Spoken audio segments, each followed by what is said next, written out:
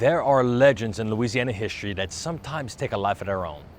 These legends ascend into popular American culture, which leads to bastardization, misinterpretation, and often insulting caricatures of our culture. Looking at you, Princess and the Frog. But other legends can be so evil and malicious that not even horrible Hollywood writers can ruin it, try as they might. One of those legends is known as the Axeman. But first, go to patreon.com/LouisianaDread to gain access to more Louisiana horror stories like the one you're about to watch. After the Civil War, New Orleans had a huge increase in Italian immigrants. In fact, more Italians funneled through the port of New Orleans than all of New York and New Jersey. They had so many Sicilian and Italian immigrants living in the French Quarter that the easternmost section after Jackson Square became known as Little Palermo. These Italians faced intense racism once they arrived, so many of them left the city and went across the river to the West Bank and became farmers and grocers. With them, however, came the advent of organized crime. The mafia began in the Crescent City before it ever reached the Big Apple. Now, the police pretty much had their hands full with the different rival families that would dot the landscape.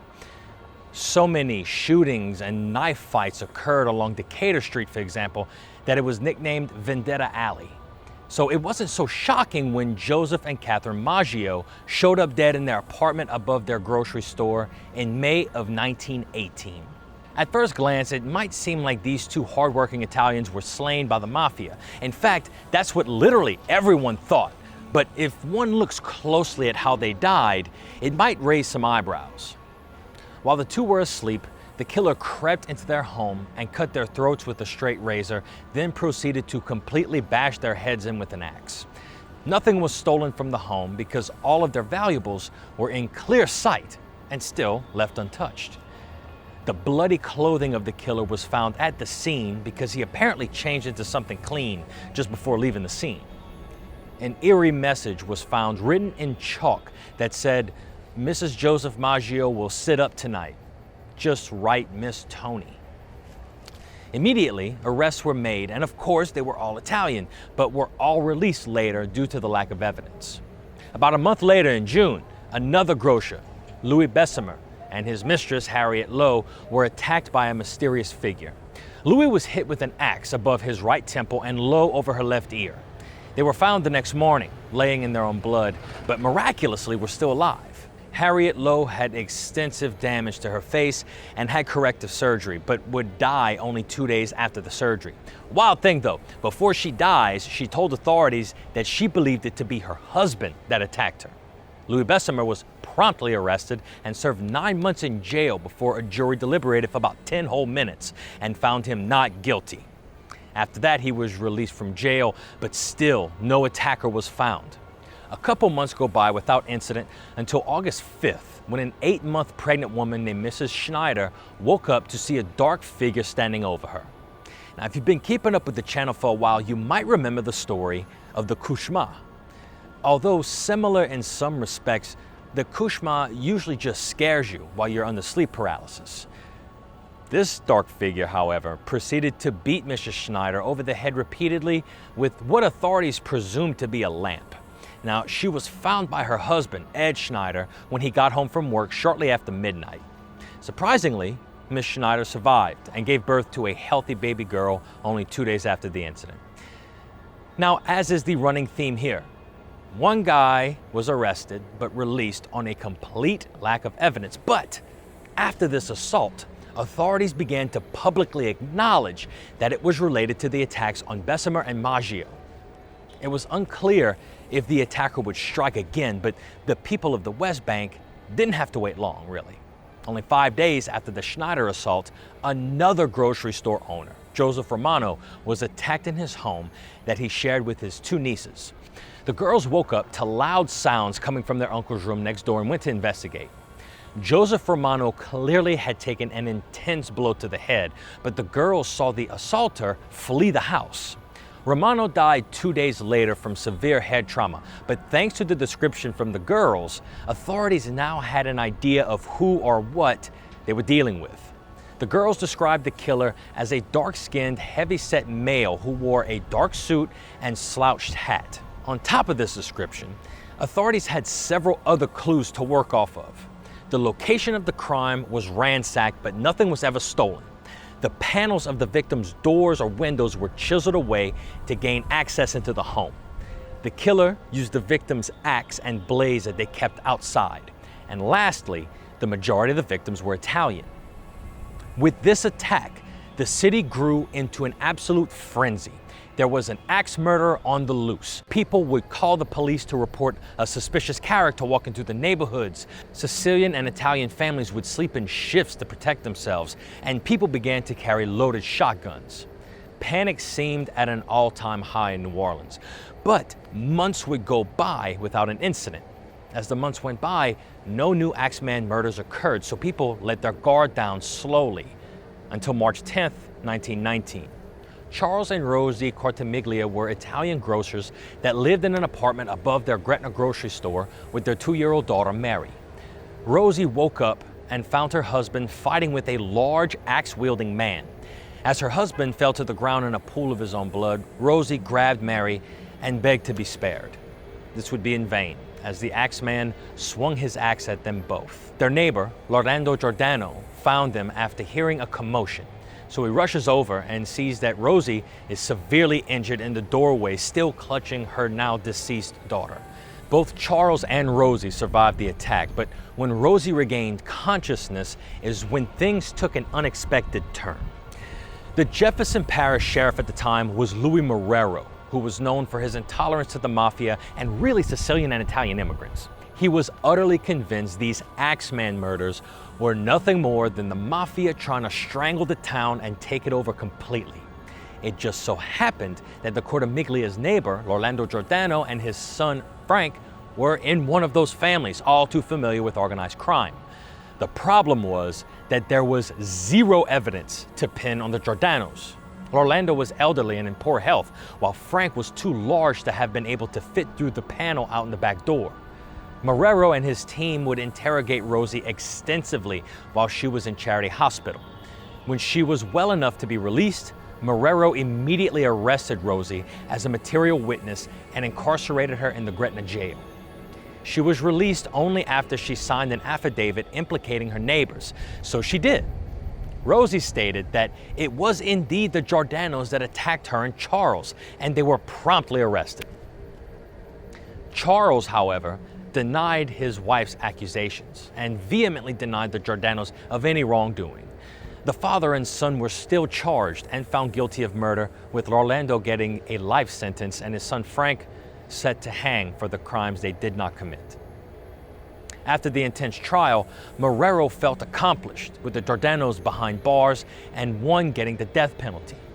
Charles subsequently divorced his wife Rosie, but about a year after the trial, Rosie would go to the Times-Picayune newsroom and declare that she had falsely accused the two men. She said that she felt incredible pressure from Marrero and his team, which was a direct cause of her false accusation.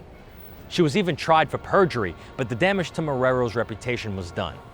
Marrero was ousted from office not long after this, and since Rosie's testimony was the only evidence against the Giordanos, they were released from jail. After this entire fiasco, the city realized that the culprit wasn't caught, and fear began to spread around the city again. The Axeman was back. Now, the police said that they believed all 4 murders were committed by the same man, and that people began to arm themselves. But this is where things get crazy. On March 14, 1919, the Times-Picayune received an anonymous letter that seemed to taunt and promise another attack. I will now read the infamous letter that is believed to have been written by the actual Axeman. It's addressed to esteemed mortal, and I quote, "They have never caught me, and they never will. They have never seen me, for I am invisible, even as the ether that surrounds your earth. I am not a human being, but a spirit and a demon from the hottest hell. I am what you Orleanians and your foolish police call the Axeman.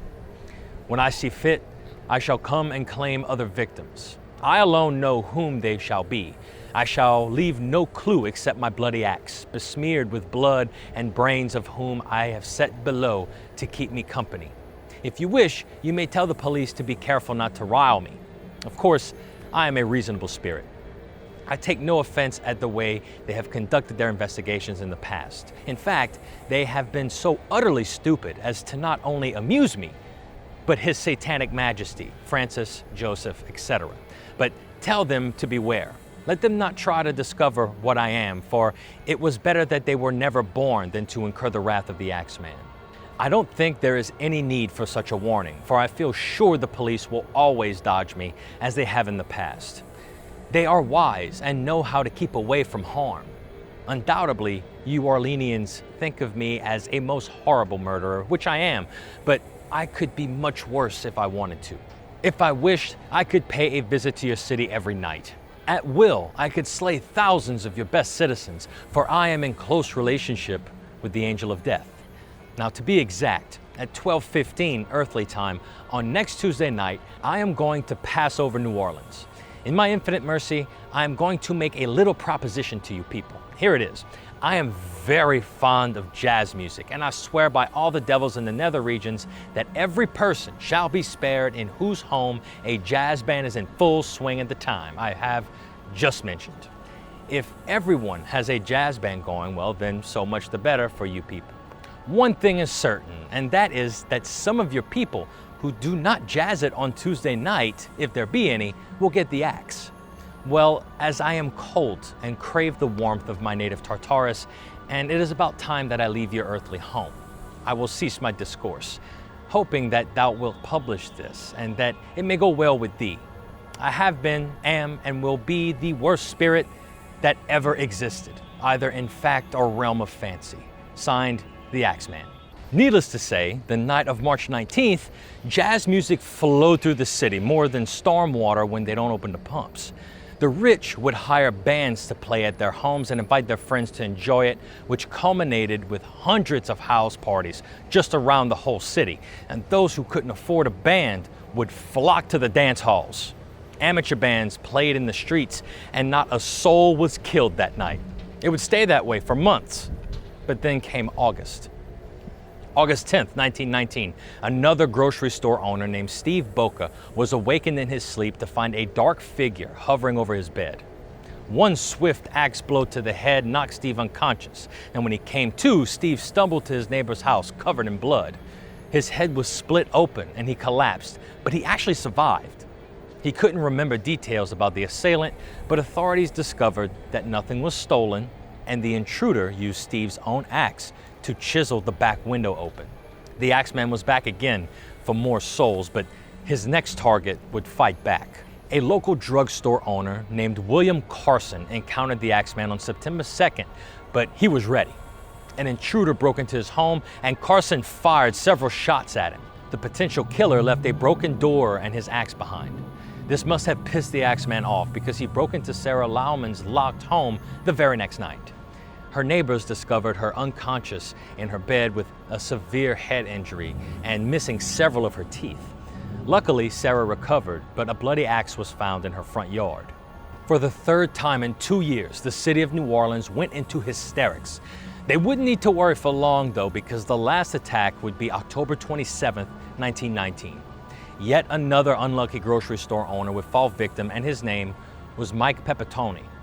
Mike's wife heard a troubling noise and went to the bedroom to find a large axe-carrying man fleeing the room. Mike was covered in his own blood and had a massive gash in his head. Neither she nor their 6 children could describe any characteristics of the murderer, but all the typical clues had been left behind. This murder is also known to have not been the Axeman at all, but from an actual mafia vendetta. Most people think that this is the end of the story of the Axeman. And to everyone in New Orleans, it was. He never showed up anywhere in the Crescent City again. But that doesn't mean he didn't show up elsewhere in Louisiana. Newspapers and police reports show that the Axeman killed a man named Joseph Spiro and his daughter in Alexandria in 1920.